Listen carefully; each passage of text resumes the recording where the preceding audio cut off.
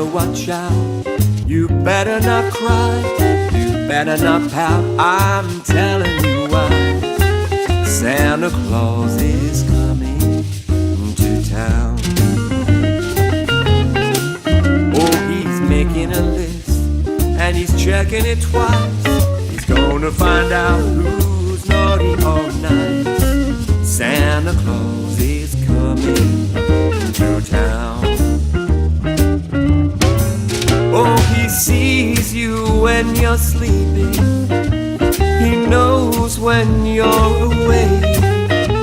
He knows if you've been bad or good, so be good for goodness sake. Oh, you better watch out. You better not cry. You better not pout. I'm telling you why. Santa Claus, he is coming to town.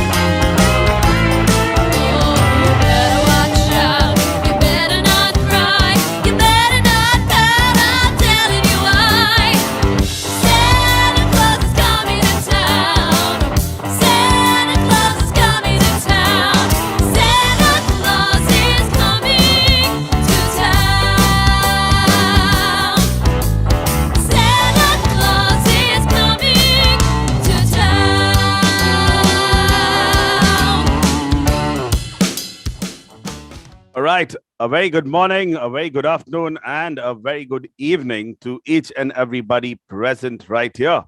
Mind Technologies Private Limited brings to you, we welcome to Zomeo festive season Lucky Dip. This is the first of the many that we have. This season, what we bring to you, it's right in front. It's the holiday season festive offer. There's a flat 40% off on Zomeo Ultimate, and most of our premium courses. Now, you'll be wondering how to enter this wonderful lucky dip that we have. It's very simple.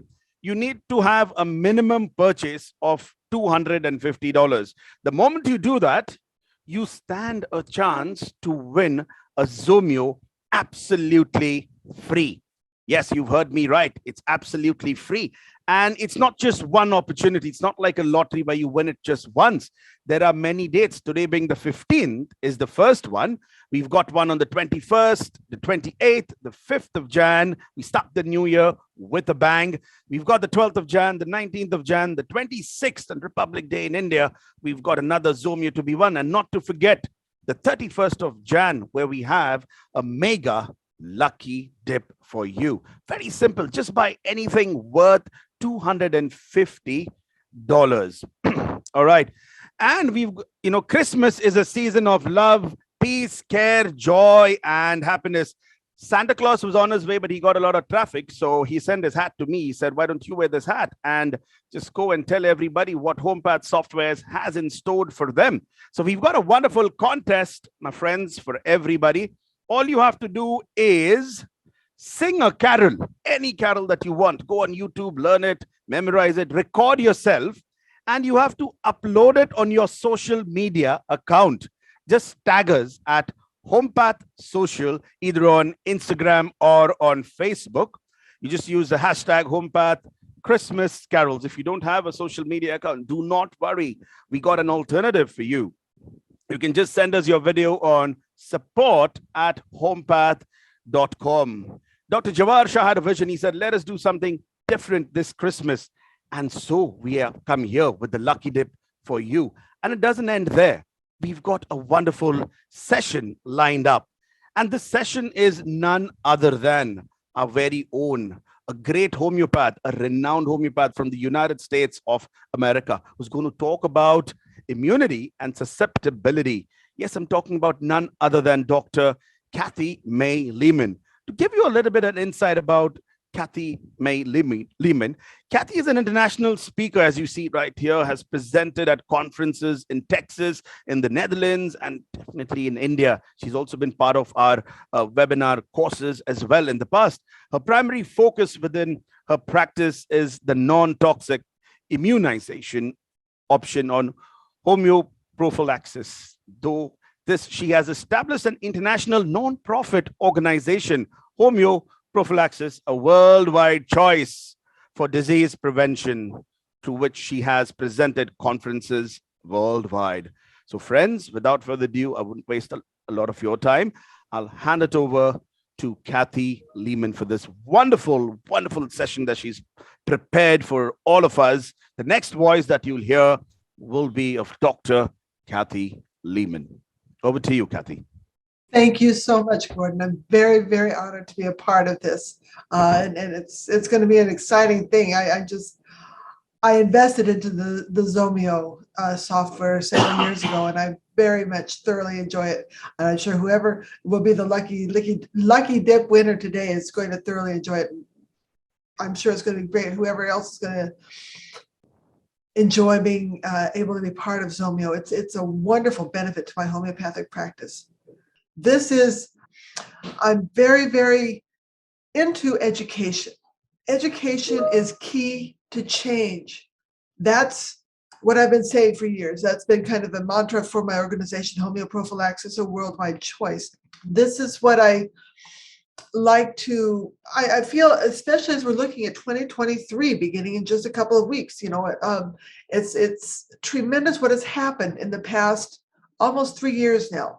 It's been a worldwide effect, but at the same time, it's approached the right way. I think this will provide us incredible opportunities within homeopathy, because a lot of questions are being asked, a lot of demands are being made, a lot of things we need to do as homeopaths that are going to help ensure homeopathy's longevity to continue. It's been 200 years. It's been 200 and a few years. And now, in any case, let us continue, because it's my firm belief, my knowledge. Well, facts don't change. And that's what we're working on in homeopathy. And this is what I'm going to get into as far as homeopathy and homeopathic views of immunity and susceptibility. But first, before I get into this thoroughly and completely, I want to make sure that some things are established, especially as we move ahead. Let's see. Hopefully, here we go. We are at the dawn of a new beginning for us all. I think most of you, whether you're homeopathic students, whether you're practicing homeopaths, I think we're all getting a good feel of what is going on. Some things, again, that I want to make sure are understood from a new or refreshed and strengthened point of view. But nothing really that I'm going to share is actually new. It's just we have managed to lose sight of what we actually have in homeopathy. And I just want to make sure that this foundation is firmly there, firmly understood, that we have incredible confidence with what we have, because guess what? It has never changed. Within homeopathy, now is the time that we really need to know and be open about what we have in homeopathy, what homeopathy is, what it is not. And I'm going to first present a few books. Books, how boring. No, books are fascinating because there's so much knowledge in them that doesn't change in a printed book. We need to understand homeopathic history, homeopathic philosophies, homeopathic applications. In short, what homeopathy is. And I think this is really going to, as we gain firm grasp and hold of this, we're going to be just thrilled as we move ahead, because it can work hand in hand with conventional medicine, but it can also work very, very well and effectively on its own. So here's the first book. It's actually the book 3 of a 4-book series I often talk about, Divided Legacy. But again, this is book 3. If you hear the background, those are our chickens. I apologize if the noise is coming through, but in any case, note the subtitle of this 3rd edition of Divided Legacy, The Conflict Between Homeopathy and the American Medical Association. It is a fascinating book, particularly this one here, because of what it gets into. I don't know how many of you know, but let it be known that the American Institute of Homeopathy is the oldest medical institution still here in the United States. And I work very closely with the president of the AIH, American Institute of Homeopathy. Technically, the American Medical Association was established a couple of years, 2 or 3 years after the AIH, and it was established in retaliation to it. But here, let me just share with you a few words from the conclusion of this. Basically, homeopathic physicians whose practice has remained essentially unchanged to this day. We're still practicing homeopathy basically the same way Hahnemann himself still practiced. This drives conventional medicine crazy. Okay. We accept the homeopathic therapeutic experience as generally accurate and correct. It still works. We do believe these medicines cured their patients and are still curing their patients with ultramolecular doses of medicines in ways described. The reason for this belief is that homeopathic physicians continue to practice medicine in the same way today. It drives them crazy. We don't have to change because guess what? It is still working. The body of regular physicians has never been willing to make a formal trial of the homeopathic medicines and procedures. Why? They don't want to. They know it won't stand up. Here's another book I will highly recommend that you get hold of. It's called Homeopathy and Human Revolution. This is copyright just 1992. And it's fascinating to read this. And of course, the focus in my practice being an immunization, here's what is shared here. Basically, how deep is our ignorance and complete our slumber and allowing us to stand by while foreign proteins, live viruses, and septic matter is injected into the bloodstream of our children. That should be a horrifying thought to anybody. If you've heard of the good homeopath Burnett's wonderful book, Vaccinosis and Its Cure by Tuya. Here's what he said back in 1894. It's nonsensical to vaccinate a perfectly healthy individual who has never been vaccinated simply because this person is liable to catch smallpox. That after vaccination, this perfectly healthy individual then not succumbing to smallpox is evidence of the effectiveness of the smallpox vaccine. No one, he says, can be more than perfectly healthy. Any modification of this state must therewith involve a minus from the perfect health. This I'm presenting to you right now is where homeopathy has always stood to this day. What is actually manifest is this with vaccination. The protective power of vaccination is due to a diseased state of the body. Let that sink in, okay? Another book, and this is it's a reprinting of Julian Winston's book, The Faces of Homeopathy. Page 400 of this, it gets into the earliest days when homeopathic physicians were first medical doctors, which that is still the case in many other countries, not here in the United States. This therewith implies, though, that homeopathic education was a central part of medical studies. Homeopathy is not so much a separate school of medicine, but a postgraduate extension of medical training. It's that fundamental. The argument of lay homeopathic education in the United States at first, I am not a medical doctor. I'm a doctor of homeopathy, but I'm not a medical doctor. There was there always has been an argument about it. By 1976, it was recognized that conventional medicine, especially here in the United States, had become quite different than what it had been. Elaine Node said, physicians, even to this day, are so steeped in the conventional medical model that they cannot generally have the deeper comprehension of the homeopathic model. Please understand what that's saying, the deeper comprehension of the homeopathic model. What do we have in homeopathy? And here's another book I will highly recommend you get. It's a brand new one, Sane Asylums. This is written by homeopath Jerry Cantor. At the beginning of the book, he shares how from its early days in the United States, homeopathy had tremendous success in hospitals, in its homeopathic hospitals for the mentally ill. we're touching on this because it's another valuable thing to understand within homeopathy. Homeopathic hospitals were treating mentally ill from 1875 to 1925. Baseball, croquet, art, these actions were found to be very engaging in building for those in these hospitals. Homeopathic medicines, even to this day, we know, are very positive in their effects for the mentally ill. So this is the final book I'm going to talk about, a wonderful, brilliant book that I have a copy of right here. J. Yasgur's Homeopathic Dictionary and Health Reference. Please, please, please get a copy of this.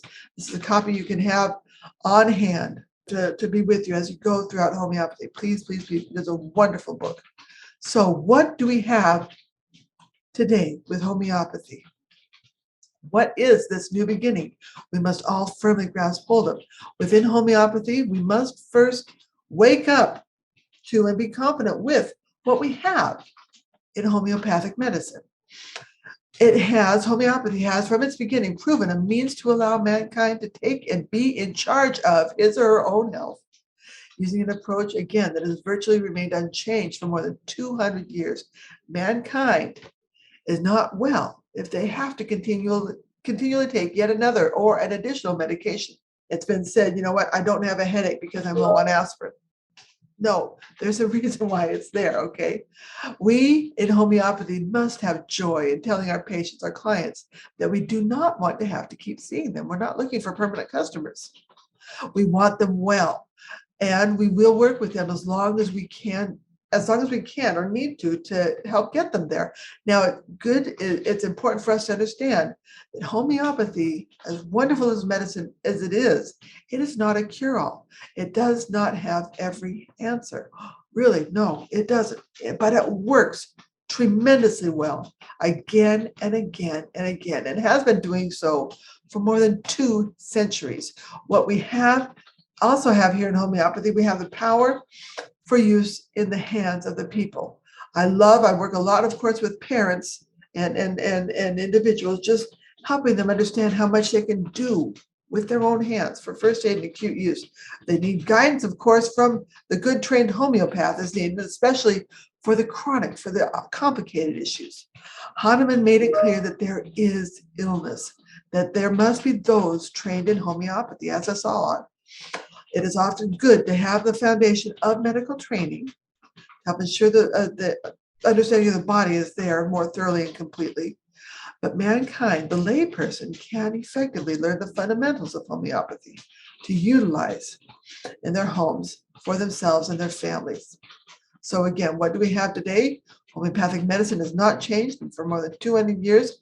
Conventional medicine cannot hold a candle to the track record of homeopathy. Again, as I've said, it drives them nuts, drives them crazy. This is why they work to take legal action. They make legal statements against homeopathy. They can't hold a stick up to it scientifically. This is also why we, within homeopathy, must firmly and proudly hold on to what we have with homeopathic medicine.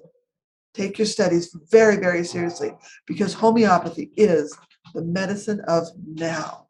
So let's look at this. Homeopathic understanding of immunity and susceptibility. Let's look right here. What is immunity? The conventional or orthodox term, and I'm going to refer to this conventional dictionary, the Webster's New Medical Dictionary of 2009, simply defines immunity as the ability to resist infectious disease. That sounds pretty simple. Okay? Homeopathy, though, looks at immunity as being better understood to be the informing of the immune system. I can get into what is the immune system and all this, but let's just keep this as a nutshell here because my time is limited. Okay, let's look at a few definitions within the Webster's Medical Dictionary of 2009. Disease, a sickness or an ailment caused by germs or viruses with consistent results. Contagion is the agent responsible for an infection. Or contagious are germs or diseases which are easily transmitted by contact.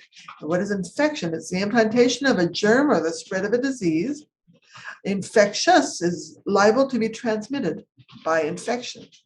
Okay, those sound pretty okay, pretty simple. Hahnemann's understanding of each of these, though, we're going to get into these, and that has to do with the organon, and of course, Yasgur's wonderful dictionary that I'm going to get into for you here. Within homeopathy, get a load of this. Disease and illness are not a virus, a germ, a bacteria, a parasite, or a condition. Know this. Sickness is our body's reaction, our body's response. We need to be asking ourselves these questions. Why doesn't everyone who is exposed to a pathogen contract the disease, the illness? Why doesn't everyone who does contract the illness suffer with it to the exact same degree? We kind of know this within homeopathy. Sickness and illness happen internally as a dynamic process. We're going to get into all of this. The word disease, let's look at this. It's the English word disease, literally are those two words, dis and ease. Yeah, you're not at ease when you're suffering from a dis-ease. Okay, that's exactly where that word comes from. But the German word for this is Krankheit. Krank meaning sick and heit meaning state of being sick. Okay, Hahnemann likes to say this. It says the organism is dynamically untuned by a disturbed vital force. This is aphorism 8. I want you to really look at in your organons. Aphorism 8 and aphorism 11. We're going to get into a lot of those. A lot is said in those. Okay. What is referenced with the term dynamic within homeopathy, as per Hahnemann? This is in the footnote. A wonderful footnote that I'll encourage you all to read again and again and again and read to more thorough detail. Aphorism 11, the footnote there. When man falls ill, it is first only the self-sustaining spirit-like vital force or the vital principle everywhere present in the organism, which is untuned by the dynamic influence of the hostile. He calls it hostile. It's nothing to be lied about. Hostile disease agent. Again, the footnote, excuse me, I'm pressing too many buttons here. The footnote to aphorism 11, Hahnemann explains exactly what has his views on this term dynamic. And I'm just going to read a bit. Dynamic, what is dynamic influence? Or the dynamic force? We see that the earth, okay, he gets into this. The earth revolves around the sun in a certain number of days and hours. The moon causes the ebb and flow of the tides with a certain variance with the new moon, the full moon. Our senses do not realize how this happens. It's obviously not by any material or man-made means, okay? There are many other events that happen around us daily that we don't see the cause of. There's a dynamic force, an absolute, specific, pure power of one force upon another. Magnetism, he talks a lot about magnetism here. You see the action, but you cannot see exactly how it works. We try to explain it, but Hahnemann presents we cannot see how this piece of metal will magnetically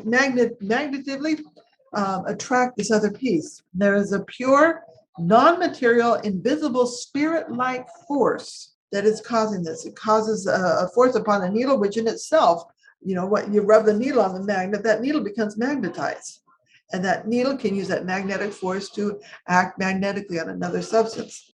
When he speaks about this, potentizing substances get into the dynamic energies of a substance. He says repeatedly, you need to release and free these energetic forces from the material bounds.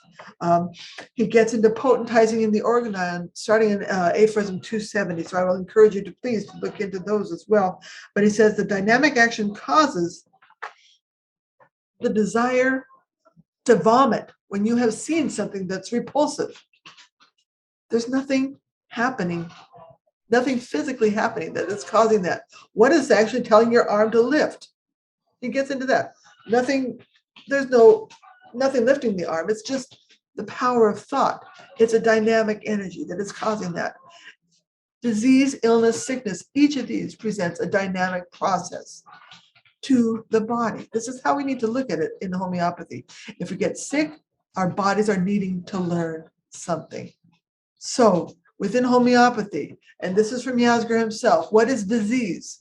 It's a disturbance in the structure or function of an organ or organ system or part of the body, an abnormal condition of an organism or part thereof as a consequence of stress, infection, inherent weakness, or environmental stressors, which impairs the normal functioning of the organism.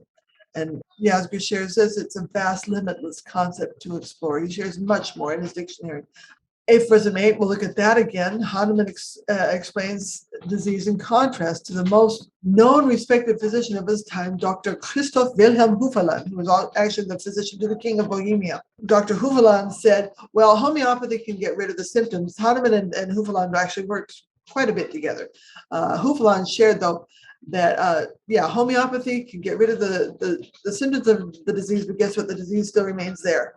Hahnemann says, well, that's looking at the disease as if it's a material substance. No. Hahnemann says no. He says disease is a state of being of the organism dynamically untuned. I love that phrase, dynamically untuned by a disturbed vital force as an alternation of the state of health. That's what we're looking at. A little bit further, let's look at this idea of contagion. Infection, contagious infection. There's a nice word, and German's my second language here. Ansteckend. I love the middle of that word steck, like stick. Ansteckend, to stick on. Okay. Hahnemann uses this term ansteckend throughout his organon to refer both to a contagion and an infection, with the homeopathic definition and understanding of these terms of illness, of what seems to be causing it. Look at that term, ansteckend. Okay, let that kind of sink in. Infectious, when we can look at this a little bit more so in this way, infectious can be seen as something that's more when the transmission of a disease is seen as involving microbial substances. What did Hahnemann know about microbial substances? Well, he didn't know a whole lot, but he talks about those. Aphorism 11, aphorism 33, he refers to things like that as best as he could describe them. Okay, and contagious, well, when there is a question whether disease transmission involves microbes or clearly does not involve these, such as what causes, again, us to feel nauseous upon seeing something revolting, or nothing, well, let me just change this here, nothing but the energies around this event are known to cause it to change, to cause it to transfer. So there we are. Immunity, that word itself is not in Yasgur's dictionary at all, but it's not really something that homeopathy seeks after. We look at, and this is something that I learned very closely from an attorney I worked with, very, very closely. He died, unfortunately, about a year ago. What we want to do within homeopathy is inform the body's immune system. That's what we need to do. That's what we need to be understanding of. That's what we need to work to promote. Then here's this word here, susceptibility. What is susceptibility? It is the degree of sensitivity to outside influences. Homeopathy, as well as other holistic therapies, aim to decrease a person's susceptibility or sensitivity to disease-producing influences. That is what we are seeking. That is what we want. That is what we are working to promote. This is what we do within homeopathy, reduce susceptibility. Within homeopathy, immunity is understood to be a dynamic occurrence provided by and through the entire body, not attributable to just one certain thing, such as an antibody. No, it's a whole lot more than that. Decreasing a person's susceptibility or sensitivity to disease-producing influences involves informing the person's body of what it needs to be learning so that this may be accomplished. This is possible when done energetically and dynamically with the appropriate homeopathic medicines. There it is, the appropriate homeopathic medicines, which work with similar symptoms in a person suffering from disease. And that gets directly into homeoprophylaxis, but again, I don't have time to get into that specifically here. Susceptible, and this is from Webster's dictionary, is having little resistance, easily influenced. See, kind of presenting how homeopathy can work hand in hand with conventional medicine. So much is in play today. There's much we need to grasp hold of within homeopathy so that we can hold on to the unique and powerful medicine of homeopathy and work together with conventional medicine. This will begin with a thorough understanding of what we usually actually have in homeopathy, especially that is unique to us and has, since Hahnemann's time, been proving effective in treating and curing our patients, our clients. Understanding more thoroughly and completely the homeopathic view of disease and illness and susceptibility will help us show this. And all this is found, again, as I've referred to, within the organoid. Please know this book. Be comfortable with this book. Love this book. Read from it daily. And I just thank you for the opportunity to have been able to share these words with you. Thank you so much. Thank you. Thank you so much, Cathy. It was an honor listening to you. And thank you for your kind words. I think it was You very bet. knowledgeable. Thank you. All right. Thank So, you. you're welcome, Cathy. So now we'll move on to the lucky dip. All right. So we'll have the spin the wheel. Cathy, we'll have spin the wheel and you'll announce the winner. Okay. All right. Let's spin it. There you go. All right. There we go.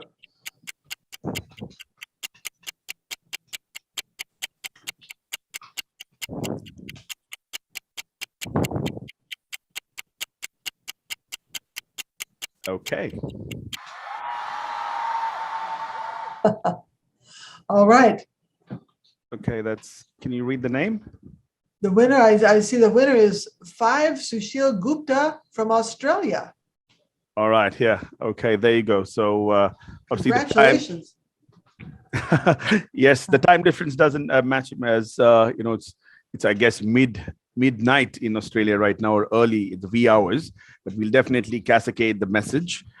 There you go. So friends, our first winner for the first lucky dip is Dr. Sushil Gupta, all the way from Australia, and he's won himself a Zomeo software. As you heard Cathy also, who told you all at the beginning that she's been using the Zomeo Ultimate for a while.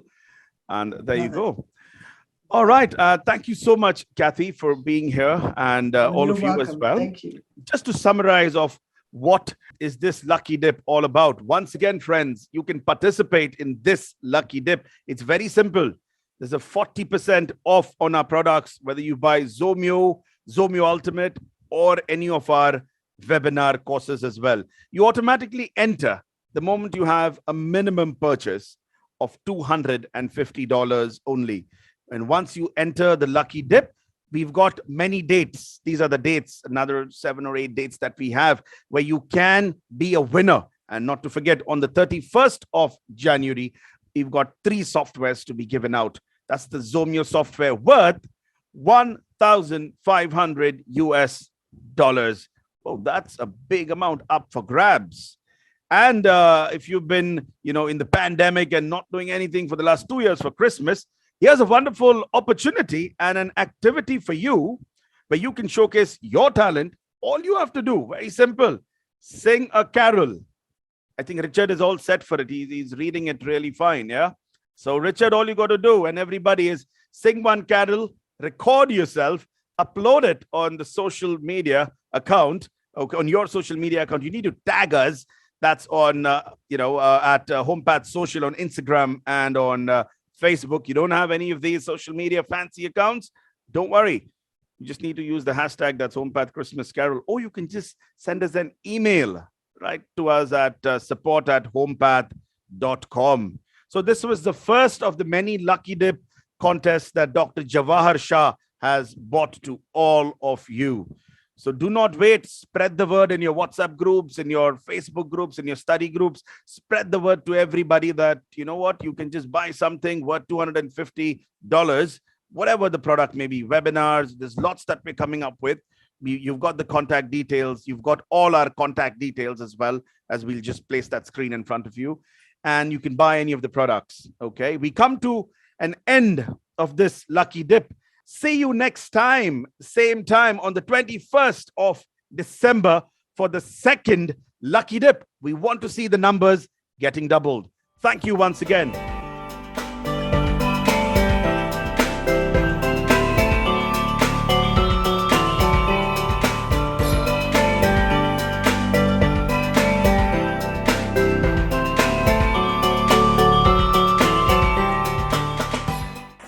Namaskar from Australia. My name is Sushil Gupta, and I'm very happy to learn that I'm one of the luckiest winners of Zomeo software. I would like to thank the entire Zomeo team for making such a wonderful software, which is very useful for the entire medical fraternity. And special thanks to Dr. Gordon who gave me such a wonderful news early in the morning. Thank you.